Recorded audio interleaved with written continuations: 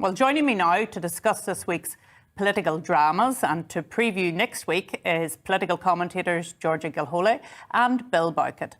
So, Georgia, I'm going to start with you, and I think every Friday now I start my programme by saying we've had a really mad week this week, what you're taking it, so I'm not going to break with tradition. I'm going to say to you, what are your thoughts on this past week?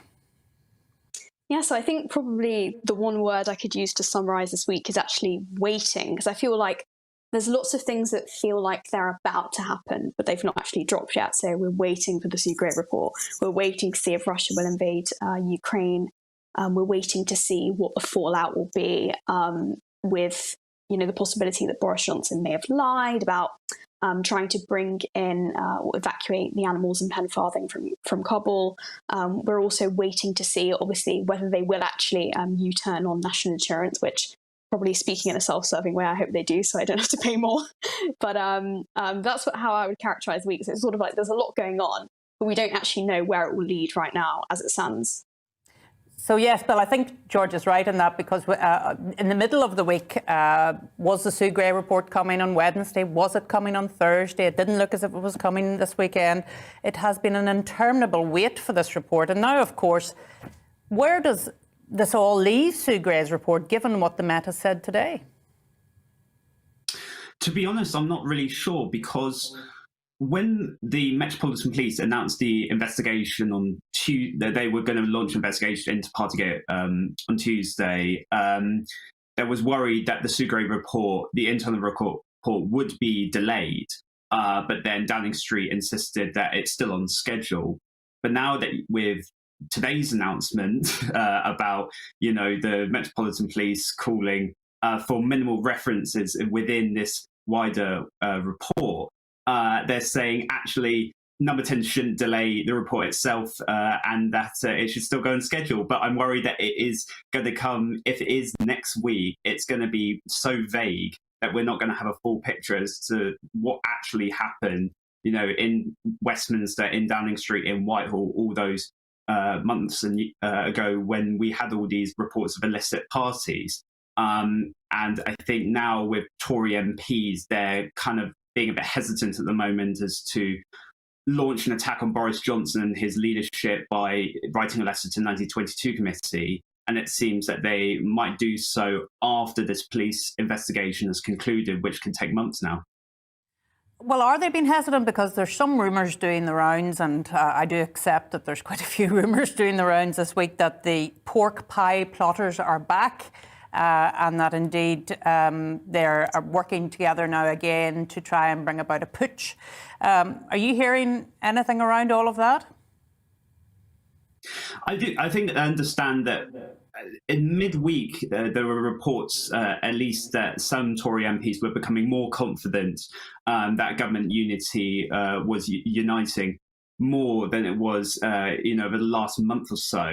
But now with today's announcement by the Metropolitan Police, and I don't know if you saw, there was a tweet by Nadine Dorris where she posted a picture of herself eating a pork pie in sly reference to those Red Bull MPs that were plotting against Boris Johnson. It seems that, government disunity or disunity between the cabinet and the backbenchers has arisen once again. Because also you need to realise is that it's not just within the backbenchers, it's also within the front benches. I mean, Georgia mentioned this potential cut in national insurance, which isn't going to happen. And now you have Rishi Sunak, the Chancellor, now referring to it as the Prime Minister's tax rather than of his tax, within the Treasury, to kind of distance himself from the Prime Minister, who is under immense pressure at this moment of time. And undoubtedly, Georgia, there's a bit of briefing going on around the different camps that are emerging, because, of course, there's some briefing that Rishi Sunak doesn't want Article 16 invoked in relation to the Northern Ireland Protocol. And then, of course, we had the whole hullabaloo last evening about the fact that a government minister had used a government plane to do government business. Yeah, I think in reference to Rishi Sunak, it's him and Boris Johnson do obviously have very different styles and very different personalities. But I do think it's just the classic, the Treasury want to focus on finances and the PM just wants to sort of keep himself in number 10. You referenced obviously the, the hurrah about Liz Truss using the government's private jet to go on business to Australia. I suppose the people who are complaining about the environmental impacts, I guess, from, within their logic, I suppose it makes sense to complain about it. But in terms of the money, I mean, the government already invested in the private jet, and in the situation we're currently in with, possible war with Russia, kind of hostilities on all fronts, it does make sense for the Foreign Secretary to travel in the most secure way possible, whether or not it sort of might look a bit too glamorous, for a British minister or not. I don't really think it's that much of a big deal. If you consider that France has 5 jets apparently and Germany more, France is more stylish than us, so you may say that. I'm sure Liz Truss would obviously challenge that. But there's also been a development in the 1922 committee, Georgia, that there was some talk of, if there was an early confidence vote, that then another could happen within 12 months. But that has been ruled out now, hasn't it? Yeah, of course. I think the idea was obviously to sort of tighten those kind of things up to make it, I guess, easier or more difficult, depending on how you look at it, to get rid of Boris Johnson. But I think it's still quite difficult to sort of figure out what will actually happen with him, because if this report is just delayed and delayed and delayed, it's going to hang over, it's going to constantly be in the headlines. But at the same time, there won't necessarily be a smoking gun, which will provide some of those more reluctant MPs with an excuse to try and get rid of him. And also, as we were saying, if you try and get rid of him once and then it fails, you've got to wait for a long time to try it again. And who even knows where we'll be in a week's time, never mind, a year's time. Well, that's it, Bill. I mean, I think that some MPs will now be thinking, should they send their letter in now, or should they wait till after the next big event, which, if this report doesn't come out, surely will be the May election?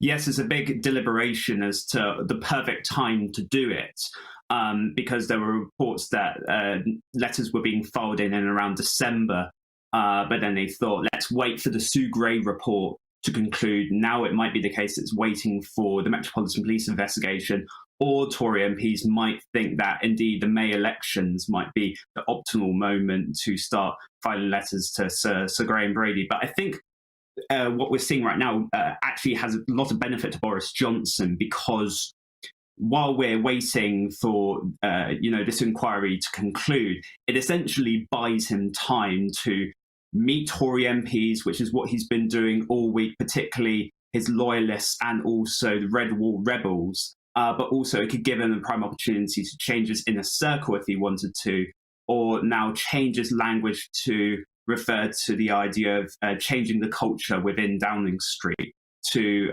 in his words, to get on with the job, with the people's priorities, to focus on, for instance, the cost of living crisis, the situation in Ukraine. Obviously, there's now another internal inquiry into Nisgani and Islamophobia.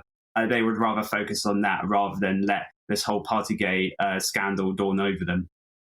Yeah, and just finally to both of you, if you don't mind answering, I'll go to Georgia first. I mean, what damage is this doing to the brand of the Conservative Party? Because they would much rather, as Bill has said, be focusing on cost of living issues, on the fact that there may or may not be aggression in Ukraine by Russia. What damage is this doing to the party? Very briefly, both of you. Yeah, I think it's actually doing quite a lot of damage as it stands. Obviously, we don't really know if that will stick until the next election. It sort of depends how it's handled. I don't think it's being handled brilliantly right now for obvious reasons. And if you do look at the polls, for example, among even grassroots Conservative supporters, Boris Johnson is something like minus 33 as of the end of December or the beginning of January. I can't recall exactly. And also, if you look at actually some of the polls in the Red Wall constituencies that were released at the beginning of January, so before this even kicked off, it was looking pretty damaging to the Red Wall MPs. Yeah. And Bill, what's your take in a couple of sentences? Yeah, I think I'd agree with Georgia in the sense of declining support within the polls. Even Labour is still leading. I think the most recent YouGov poll, they were 4 points ahead. But also they're now failing behind on issues in which they've almost had a stronghold on, for instance, on levelling up, which they're now falling behind even the Labour Party. So I think that is becoming a real issue as well. Well, Bill and Georgia, thank you so much for coming on to the briefing to give us an update on what has been going on.